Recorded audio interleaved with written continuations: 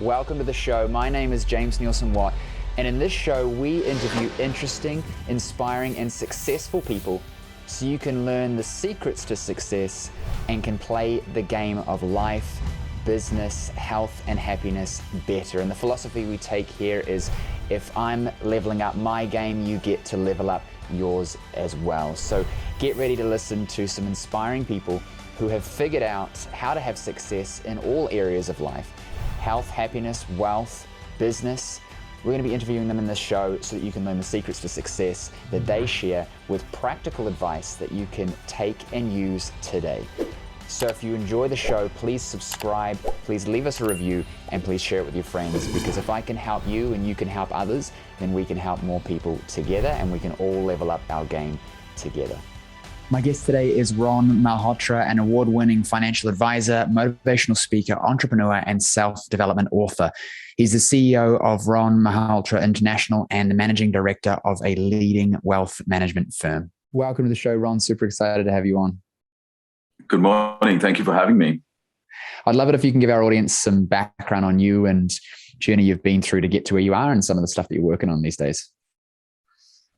Yeah, that's I always find the hardest part, because just labeling what I do and putting myself in a category is always hard. But I guess if I had to, because I've done a few podcasts and I had to become good at answering this question, my standard response now is if somebody says, who are you? What do you do? I say, in my spirit, I'm a teacher.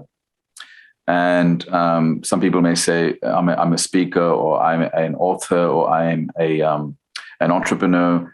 I find them to be a little bit restrictive in regards to what I do. I think I just have a real passion for teaching. I have built businesses in the area of consulting, advisory, training, but again, I just consider them to be forms of teaching. I guess the next question, obviously, then a natural progression from that question would be, what do you teach? I guess I start with the question, what is the problem that we're trying to solve? And I think it's the problem of indoctrination. That's really what the problem that we're trying to solve is, a broad level of indoctrination across the world. And we are trying to solve that by providing solutions that improve people's EQ, IQ, SQ, which is the spiritual quotient, and MQ, which is the money quotient. Kind of working in the space of integrating the physical and the spiritual so that they can optimize their outcomes both in the physical world as well as in the creative and imaginative world. I know it can sound a bit esoteric, but my background is actually in financial services and wealth management. I have a business that I've had in that for many years, but recently kind of ventured into more training, which I think is just a natural progression of anybody that feels that they have solved a significant problem for themselves. I think the natural progression from there for a lot of people is, if I've done it, let me show other people how to do it. And so that's where I'm at. I like that. I think I resonate with that as well around teaching. And for me, it was first working with clients in a healthcare setting, and then it's evolved into working with small business owners who are health professionals, and sort of natural segue. I'm now teaching what I learned in that process for me. And then now as a father, I'm teaching my kids and I'm teaching myself. And we sort of go through these evolutions. And sort of what we talked about pre-show, and what, I'd love to hear your opinion on, is that indoctrination starts to really sort of insidiously affect our trajectories. How would you define indoctrination from your standpoint? How do you see it sort of how does it manifest? Well, I think I wasn't even aware of this topic up until a few years ago. And I think especially in the last 2.5 years, I have really become very interested in it, based on what we're observing around the world, which is a standard groupthink-based response to certain global events. But really, I think I've always, having a background in the corporate world, I always found that there was something wrong in the way people thought, almost like they didn't really practice independent and autonomous thinking. And there was a more like this pressure to accept certain social norms, cultural norms, organizational norms without really thinking for oneself, always had an issue with it. I was pretty much labeled a troublemaker at school. And then even in corporate, I struggled to hold down jobs because I realized that any type of individual expression, any displays of individual personality, any curiosity beyond the obvious was a behavior that was discouraged in the institutions. So I think it was only natural that at some point I was going to become an entrepreneur, because I wanted the ability to be able to think freely, question things, experiment with things before deciding on what I should do for myself. I was born in the Indian culture.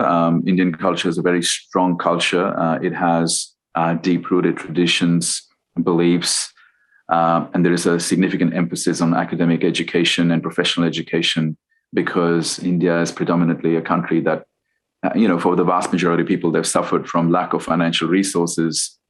So there's always been this assumption that if you want to break through and you want to break out of poverty, you need to be a person who is well educated as society defines it. And then you've got to somehow land a good corporate position. And that's your pathway to success and fulfillment. So obviously, growing up in India, that pressure was on me as well. You've got to do well at school, and you've got to get some sort of a degree, and then you've got to try and get a good job. Except that even as a child, I started to make observations that the vast majority of people who were preaching that themselves did not have the life and lifestyle that I wanted to emulate. I did not really have autonomy of time, did not really have the lifestyle that I wanted to emulate, did not have the health, did not have the personality. So as a young child, I guess somewhere in me, I always questioned things and was starting to be perceived as quite rebellious in a society where conformity is the norm. And then obviously once I moved to the Western world, I felt that there would be that there'd be a lot more room for individual expression, but I actually realized that that's not the case either. I did find that a lot of people were victims of cultural indoctrination but couldn't see it. I could see that a lot of people in the corporate world would not question things. And I started to realize that it was not confined to a specific country or culture.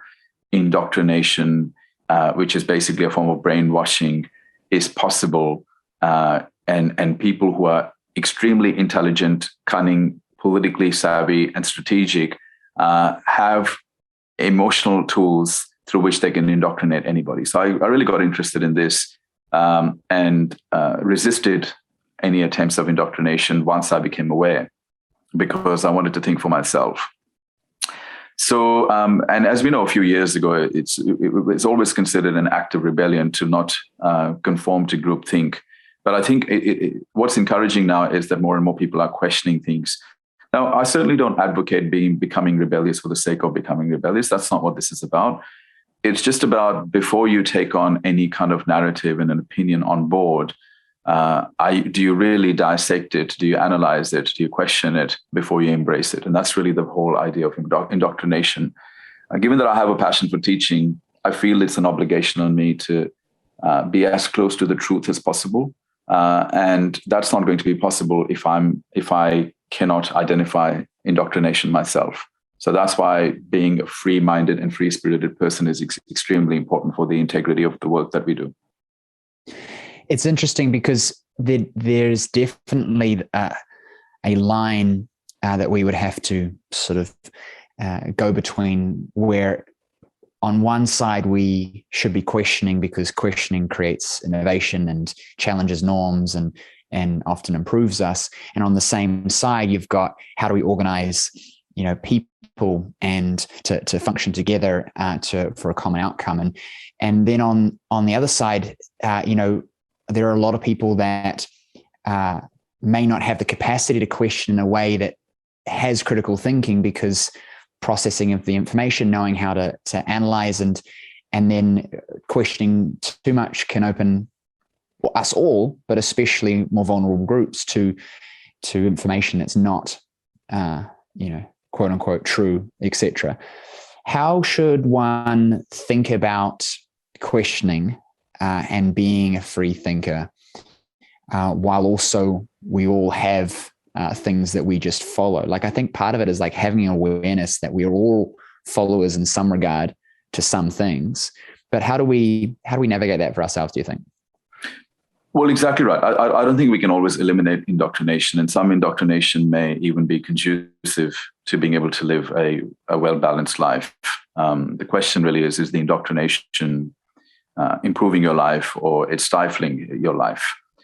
And you're right, it's not an easy balance to get right, because we need authority, we need government, we need rules, we need institutions, we need policies, we need mandates. Otherwise, society would run into anarchy. So that's important.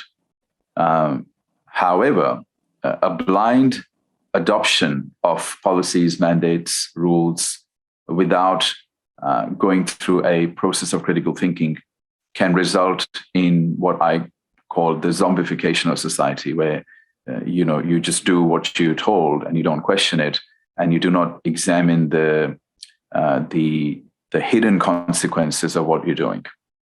I do believe that as human beings, because we have the capability to think, we have to develop that capability. I mean, none of us are born with it.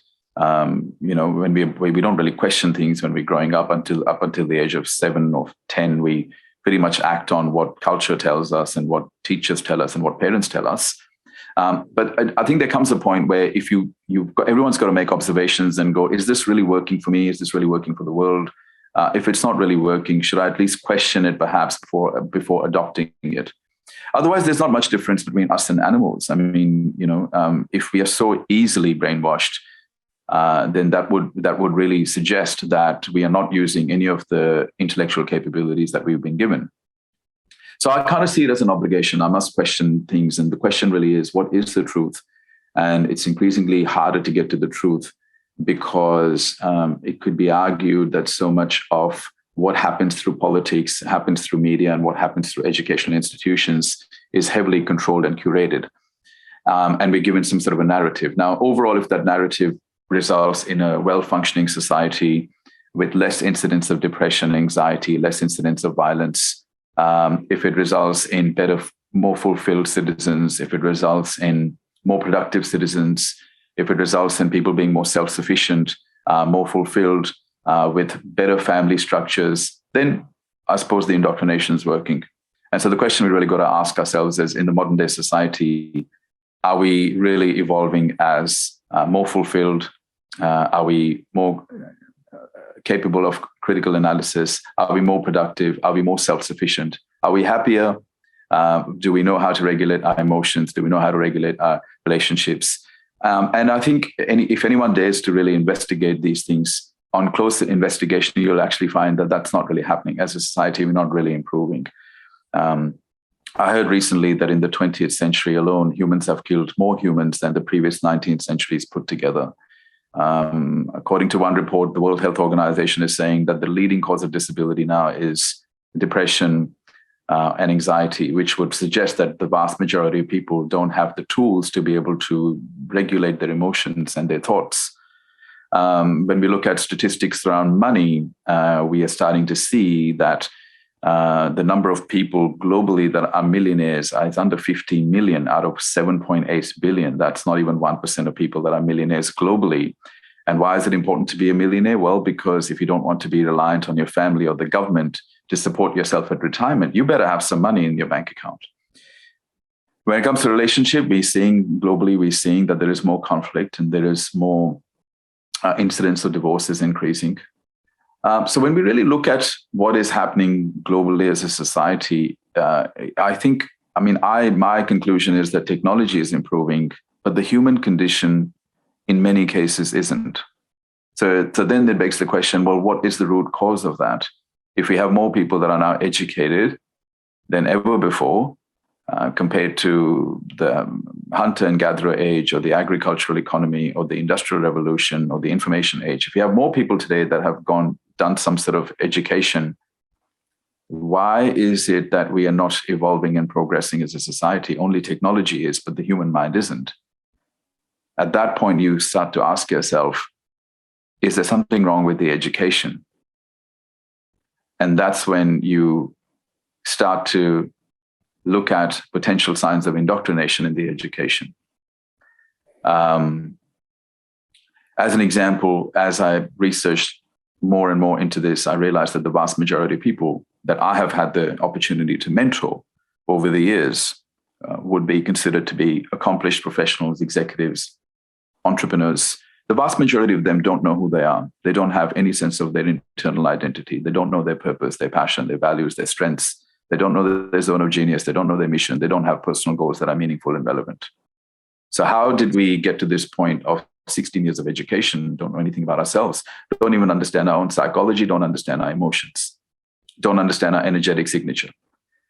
Second part that I realized is, after having mentored thousands of entrepreneurs, executives, and professionals over the years, is that the vast majority of them don't understand how the business world, the economic world, and the financial world works. I mean, isn't that the whole idea why you get educated, is so you can make a decent living? Well, you don't understand how the money game works. You're in the money game.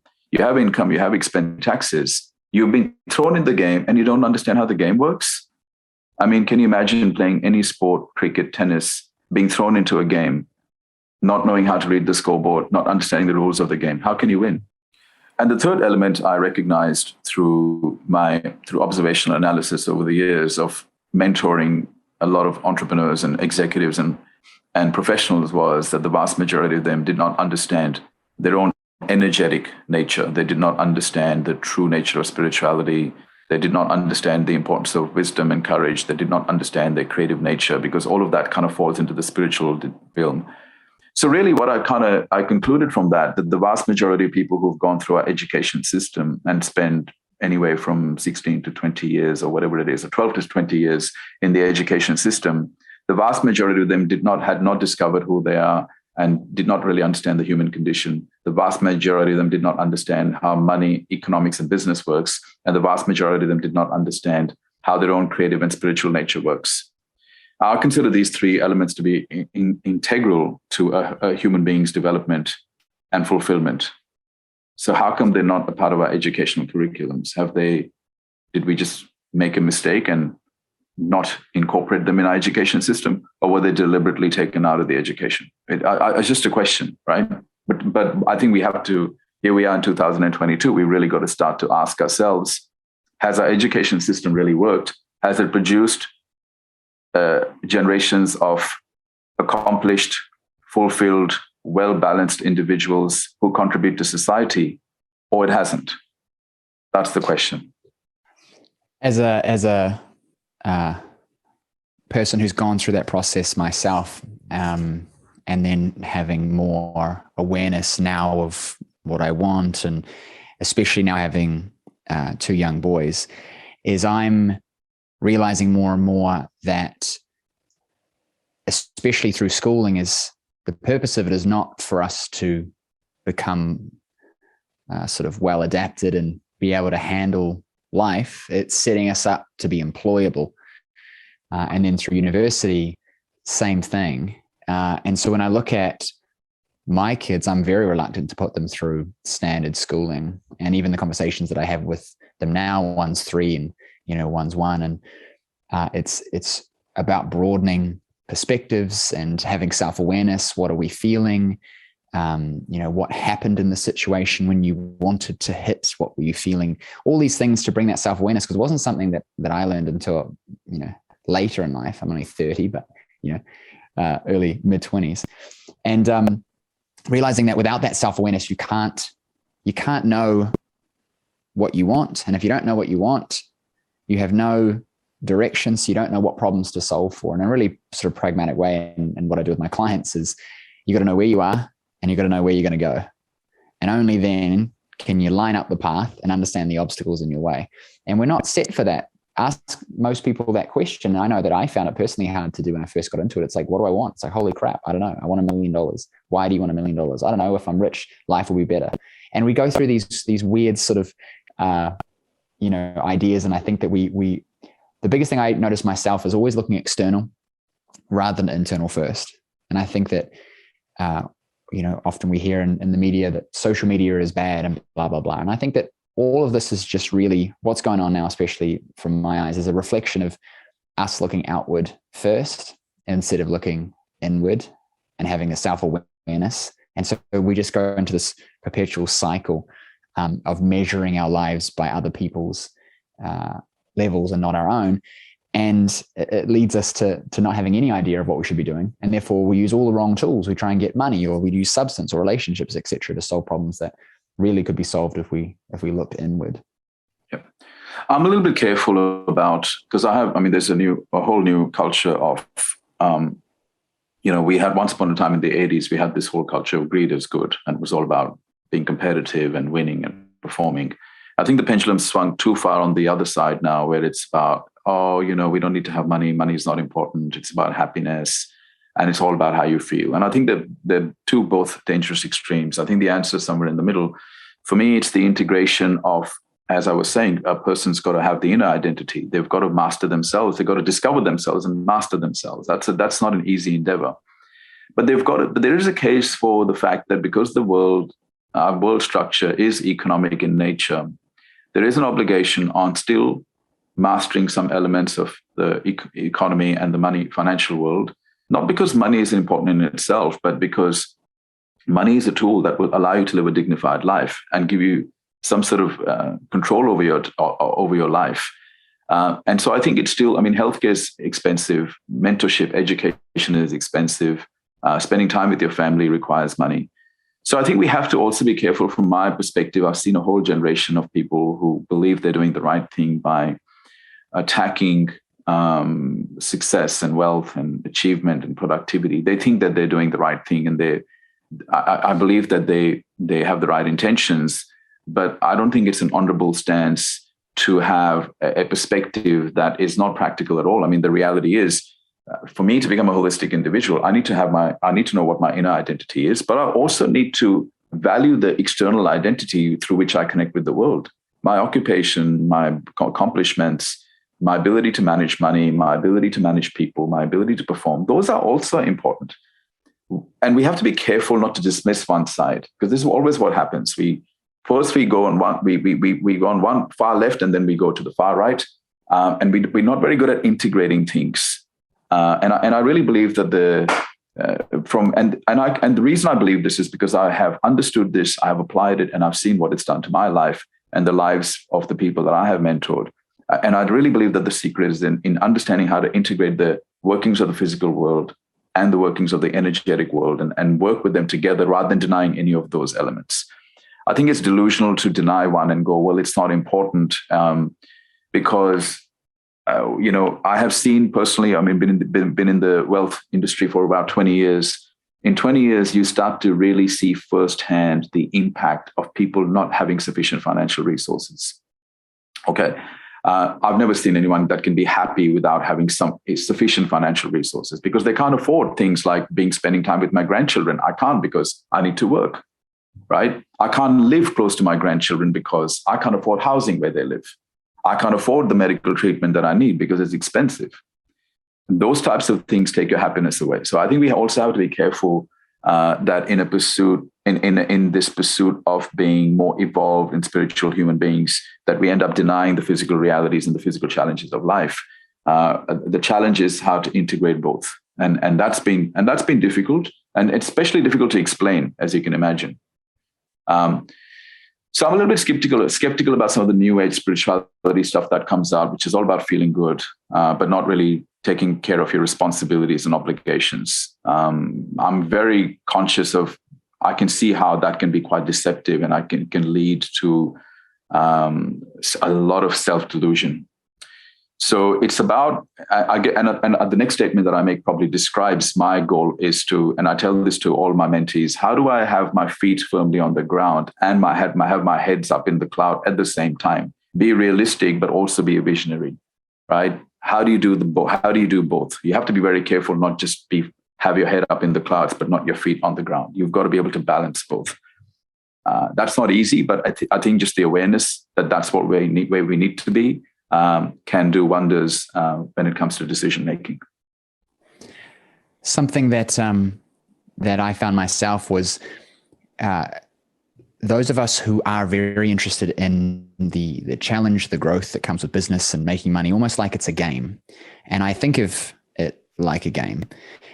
When I would come up against people who would always question why I work so hard. Why do you need more of this? Why do you need more of that? Without being able to have the understanding that maybe it's something that's fulfilling or is my own journey, just like I might question why you're not. And for me, I couldn't agree more. I think that the two most important things that, well, should I say up there important things that I want to instill into my children is that the skills you need to master is people and communication and money, what it does, how it works, how to use it to help people, how to use it to have a better life, how to use it to create experiences, because those two things are very, very important tools. If I am a terrible communicator, can't get my point across, can't relate to people, can't build rapport, can't build relationships, then life's going to be very difficult, because life is more enjoyable with the right people around you, and you can achieve a lot more with the right people around you. And having no skills and money means you're going to have a very hard time, and you're going to be very reliant on everybody else. That's not to say, hey, you should go out there and just, sell your soul and make all this money and never live a good life. But again, who's to judge necessarily, right? I think that where it becomes an issue is when people aren't, and we come back to it, self-aware around what they enjoy and what drives them. Like I would prefer to do work. Like if I have downtime for me is I get my laptop out and I get into projects and I get into what my team's up to, and I think about things that I can create and do because there's enjoyment in it. Someone else might play video games, someone else might do mountain biking, and I like a bit of that, but I'm going to get into business. I'm looking forward to Mondays. And I think the self-awareness for me came in finding, I don't like the word balance, but a balance in not obsessing where it becomes destructive. And that's what I found for myself, is that if my behaviors are supportive to, my lifestyle and the people around me that I want to have around me, and it's not destructive to that, then I'm going to go all in on what is quote unquote making me feel good and being positive, or being very aware of the things that are important. And there is this almost, like you said, there's almost this, if you focus so heavily on business, the pendulum is swung that way, that, or making money, that it's not good. And people mistake that actually it's the one tool that it can solve the most number of problems and create a lot of benefit and joy in your life, and can, it's something that too many of us don't understand properly, but we're all at the mercy of, the various markets. Yeah, I mean, there is an optimum point of career success. And we asked ourselves this question: what is the optimum point of career success? And it's where your purpose, which is what you were born to do, your passion, which is what you love to do, comes together to solve somebody else's problem. Because it's not just about having romantically falling in love with the idea of running after your passion, but it's really about where the magic happens is when you use your purpose and passion to solve somebody else's problem for a profit. That way the four things intersect, so you can imagine four circles intersecting: purpose circle, passion circle, problem circle, profit circle. That is the optimum point. That's the sweet spot. Okay. Not only are you doing work that's obviously meaningful to you because you it's in alignment with your purpose and passion, but you're not just doing it to self-serve, which is where the problem portion comes in, and the profit portion comes in, which demonstrates your commercial acumen and your understanding of the fact that you've got to add value to people, but you've got to add value to people in a way that doesn't take value away from you and your family. And very few people ever even think on those lines, and certainly even fewer people ever reach that point where they can claim that they've got to that point in their life where they've identified with clarity what their purpose and passion is, nurtured that sufficiently to develop a skill set that solves somebody else's problem for a profit, so that they are creating economic and financial means for themselves for their future. This notion that money is not important is so dangerous. It is so dangerous because people are not aware of the reality. And the reality is this: in the Western world, you are expected, your average life expectancy for a female can be anywhere from 86 to 90. That's the average. For a male, it might be 85 to 88, with a lot of people living beyond that. Now, it begs the question, if most people are going to end up stopping work at 60 or 65, either because they'll be forced into retirement, it may be because of voluntary redundancies, it may be because of an illness or injury, it may be because they have to look after a sick spouse. How the hell are they going to support themselves for 25 to 35 years if they have not created sufficient financial reserves? So this pursuit of wealth is not greed. It is the most responsible thing to do. And therefore, if you apply that logic, those who are not prioritizing financial wealth are actually irresponsible, because they are going to become a liability on their families and on the government. So how is that honorable? How the hell and when the hell did we attach this honor to poverty and not being self-sufficient? And we attach these negative connotations to self-sufficiency and performance. I just feel like there are so many people now that are misguided. And this is the problem. This is what happens when we end up adopting a culture where we go after elements that make us feel good. Because the risk with that is anything that gives us this feel-good thing right now, it's just a feeling. It's not necessarily embedded in the truth. So I came up with a statement recently, which I tweeted. And the statement was that the pursuit of truth is a far greater spiritual quest than the pursuit of peace. And I really strongly believe that, because if you're just seeking peace and feel good, you're all about you and your self-preservation. If you're seeking the truth, you actually care about the world and humanity. Therefore, that's the most spiritual endeavor. Let's see what's happened in the Western world. In the Western world, we have deluded people into thinking that, hey, as long as you're happy and your truth is met, everything's fine. No, excuse me. What happens when your truth and my truth collide? Whose truth should prevail now? You can't allow people to make up their truths. And I keep saying to people, it's up to us to identify, are there a universal set of truths that have logical consistency, empirical evidence, and universality of application? And it's our responsibility to find out what those truths are, rather than make up our own truths. As I keep saying to people, you're allowed to feel whatever you want, but you're not allowed to make up your own facts. Otherwise, there's going to be chaos in society. And that's what we're seeing right now. Everybody's deciding for themselves, oh, but it's your truth. I get this so many times and I get so frustrated. And I go, did it ever occur to you that what I'm saying to you right now is not an opinion and is actually past the test of truth? Why do you always assume that anything that I say is an opinion? And what anything? Because there is your truth, there is my truth, and there is the truth. To imply that every truth is subjective is a very dangerous point of view, which is going to result in an extremely chaotic world, because we'll never agree on what that universal standard of truth should be. So once upon a time, we had a universal standard of decency and etiquette and principles, and the vast majority of the Western world agreed on it. Today, we don't, because we are allowed to make up our own truths. The conflict with that is going to be incredible, because we can't agree now on anything. And why should we? Because we make up our truth based on how we feel now.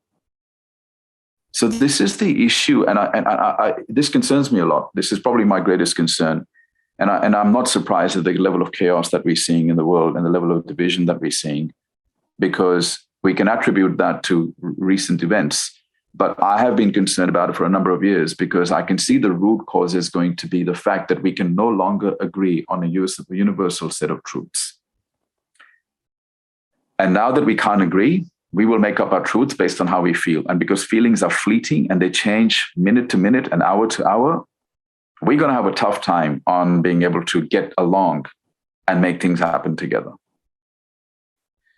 And the New Age spirituality has added a lot of value to the world by helping us understand our energetic nature. I think it's made a very positive contribution in providing people with a level of self-esteem and an understanding of their energetic signature. However, it's also created a generation of self-delusional people who think that they can just build self-esteem without earning it. So I think, and that's the danger for me now. It's, so everyone's important now. Everyone's a winner now. So where is the incentive for a person to take risks and try things to be innovative or disruptive when everybody is the same all the time. So here's the statement that I came up with. Spiritually, we're all the same, but psychologically, we're not. Some of us have developed our IQs and EQs more than others. And so what I started to do, and some people will say, Ron, you're sounding judgmental. Well, the reality is we have to make judgments in life. You can't decipher right from wrong, bad people from good people. And there are bad people in the world. You can't just say everybody's a good person. So for me, it was like, okay, if you really had to if you had to, not that I want to, but if you had to divide people into different quadrants, it could be argued that a lot of people have low EQ and low IQ, meaning that they're not really performers, they're not really productive, they're not really achievers, they cannot really solve problems. But at the same time, they don't know how to connect with people. They don't know how to influence people. They don't know how to persuade people. So we would consider them to be in the category of low EQ and low IQ. It's not a natural characteristic. We have to develop it. You're not born with, you can develop IQ and EQ. You're just choosing not to. The second category of people, I would say people have high EQ and low IQ. These are people who are very good at getting along with people, being very likable. But when it comes to productivity, performance, task, accomplishment, they fail. They can't get shit done, basically. Then you go to the third category of people, high EQ, low IQ. Going back to the second category again, a lot of entertainers fall in that category. They may not be very intelligent, but they're very good at connecting with people and persuading people and influencing people. Third category is high IQ and low EQ. This is where we get a lot of indoctrinated professionals. They're very good at getting the job done. They're extremely successful as considered by society because they have been able to amass financial resources and been able to gain positions and gain authority in life through positional power. But when it comes to connecting with people, caring for people, uplifting people, they fail miserably. And then you have the fourth category, which is the category that I've always aspired to be in. How can I become a high IQ and high EQ person? How can I be the type of person who's extremely productive and high performer, get things done, but at the same time, I can connect with people, right? And I can persuade people and I can influence people in a positive way and I can contribute to people. So what we're doing today is we are giving everybody, we are telling people that, hey, even if you never develop your EQ and IQ, you are the same as this person who spent the last 15 years developing his IQ and EQ or her IQ and EQ. You're the same. You add the same value to the world. No, you don't.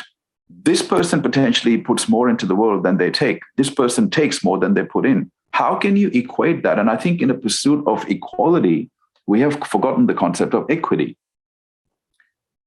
So I just find that the world is extremely confused. And then on top of that, so many people have so much ego where they don't even like being corrected anymore, but to their own detriment, because they're going to make poor decisions from this place. If they cannot make distinctions in life, they're very likely going to continue to make poor decisions in their life, which is only going to impact them adversely. Right? And it's a difficult conversation to have, as you can imagine. This is not something you can talk to everybody about. Most people would not even comprehend the nature of this conversation or find it to be too intense. Why is it intense? What I mean? It's intense because it's challenging and I would like to live in my bubble. This is where we need to be open to looking at where we're getting our information from and who's around us and avoiding groupthink. People are, because of the movement around everything's being taken as offensive, meaning that I'm going to spend time around people that conform to my set of views and create a groupthink situation where I'm confirmation bias. Feel good. If you make me feel good, I'll hang out with you. If you don't make me feel good, I'm not going to like you and I'll be offended.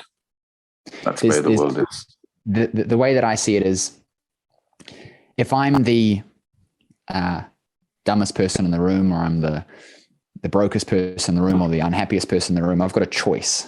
I can either sort my shit out and get better in whichever category in whichever room, or I can leave the room and find a room where I am equal to or higher than and make myself feel good. And I learned that whatever's going to help me grow is on the other side of discomfort and challenge. And so if I'm the person in the room I almost feel that I maybe don't fit in this room because there's a bunch of people who are very happy and I'm not, or very wealthy and I'm not, I try to stay in that room by providing value in another way that gets me to stay there so I can absorb and learn and grow and step up, because it's only through them will I actually get anywhere. I can't learn about how to make money from my broke friends. I can't learn how to have a good marriage from my divorced friends. I can learn what not to do, but there's a million things that you shouldn't do, but there's only, a handful that you do need to do, and you win, right? And I think that too many of us, and I see this with my clients and in my organization, is people are very afraid of making the wrong decision, that they fail to make any progress towards the right decision. And that holds a lot of people back, I think, as well. And that, by the way, is a symptom of low EQ, because that's really what low EQ is about. It's about not having the self-awareness to know that you're making a decision based on emotion rather than rational thinking.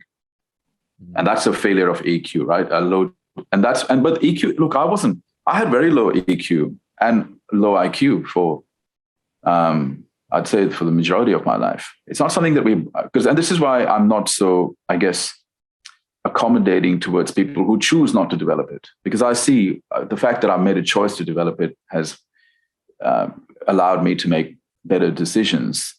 And thinking is hard work, especially when your whole beliefs are so many times my beliefs have been challenged. I looked in the mirror and I've had to face the reality of the fact that I am very poor at making decisions. I've had to look at myself, confront myself, and go, you idiot. It's not an easy thing to do, right? But if I don't do it, I'm being extremely egotistical. My feelings are more important to me than growth, because I refuse to confront the reality that's in front of me. Hey, Ron, you don't have money in your bank account. You don't have the job that you like. You don't have the relationships that you like. You're not inspired by what you do. You don't have the health and vitality that you would like. Ron, have you ever considered the fact that you're just not very smart at making decisions? That's the day things start changing, right? But until you deny that because you want to continue to preserve your feel-good factor, you can't change. You're locking yourself into the situation that you're in. I'm not saying it's easy, but that's the first step to change. And you've got to be brutal with yourself. In a world that is now constantly promoting feel good all the time, to the point where we're creating self-delusional lunatics who just don't want to confront and deal with reality. We have to be very, and that's why I said it's a far greater spiritual quest to go after the truth than to go after peace. So the question obviously becomes, how do you find the truth? Well, this is what I have been doing. This is what I've been teaching people. Anytime you hear an opinion or any type of narrative, first question you got to ask yourself is, where is it coming from? Does the person or the organization, are they an organized group with a vested interest? That's the number one question we got to ask ourselves. Is there potential for the individual or the organization to have a vested interest because of which they're promoting an opinion or narrative? That's the first question we've got to ask ourselves. The higher the probability that there is a vested interest and it's an organized group, the higher the probability that it's not going to be the truth. Okay, not saying that that's definitely the case, but there's a probability that there's a correlation. The higher the vested interest, the higher the organized group, the less likely it is that they're going to give you the truth. Okay. Second question is it logically consistent? And for that, we have to go, okay, here is a narrative coming from this side. On this side are people that agree with this as well. So on people, like, for example, in the world of money, there's a lot of opinions. You have fund managers saying one thing, but then you also have successful investors who are self-directed saying the same thing. Now you're seeing logical consistency. Okay, these two groups are at odds with each other, but they're saying the same thing. That's more likely to be the truth.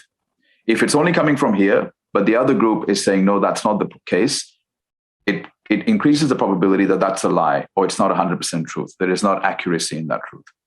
Third, then you look for empirical evidence.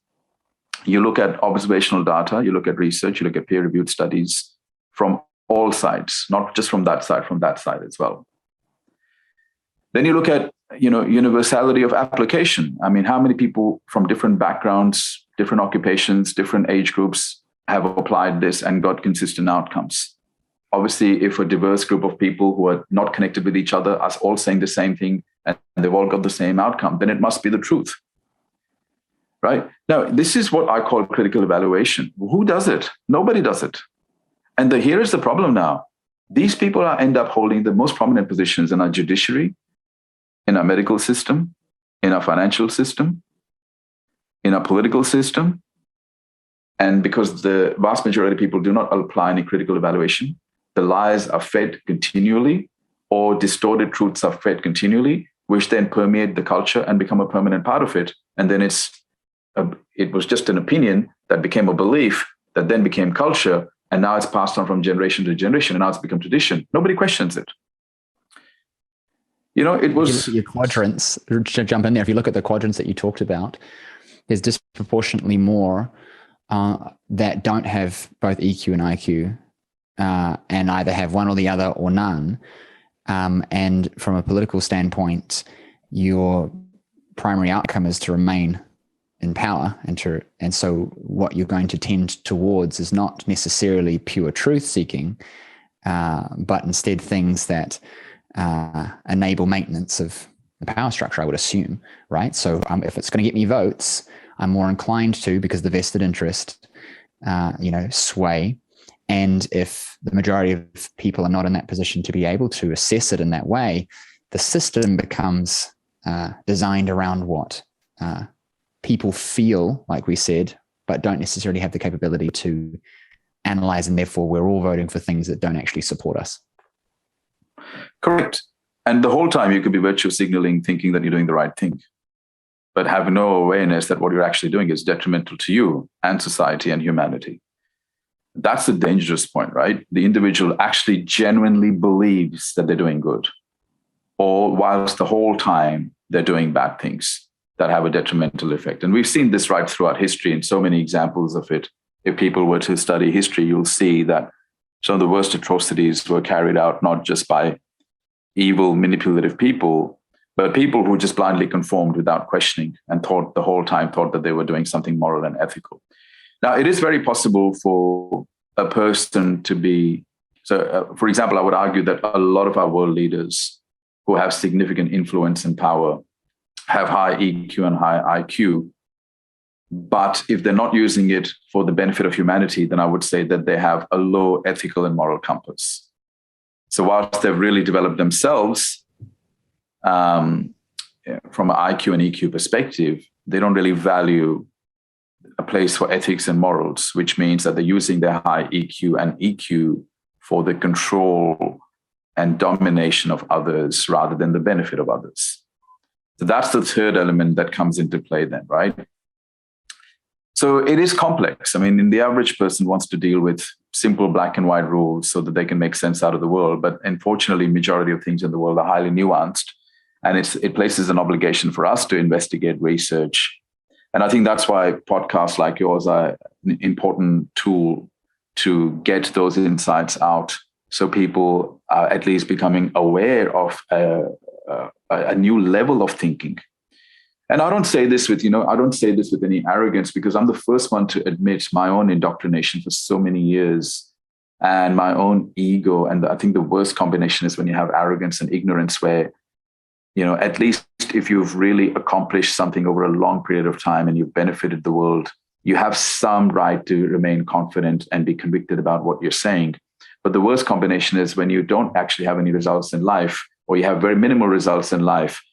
So you're basically ignorant, but then you have this arrogance where you want to preserve your identity and your stance, even though you really don't have much to show for it. And that's where I used to be once upon a time, with a low developed IQ and EQ.